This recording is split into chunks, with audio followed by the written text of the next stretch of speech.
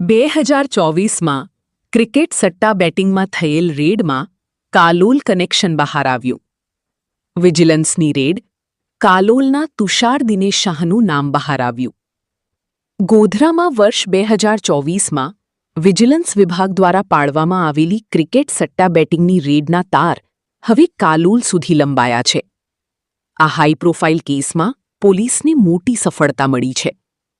વિજિલન્સની red દરમિયાન જેનું નામ ખુલ્યું હતું અને જેને પોલીસ શોધી રહી હતી તેવા કાલોલના તુષાર દિનેશ શાહની આખરે ધરપકડ કરી લેવામાં આવી છે.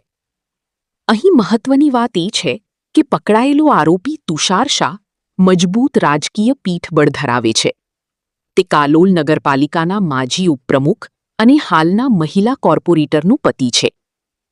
વર્ષ 2024ની આ રેડ દરમિયાન સમગ્ર જિલ્લામાં સટ્ટા બેટિંગનું આખું નેટવર્ક સામે આવ્યું હતું, જેમાં અનેક લોકોના નામો ખુલ્યા હતા.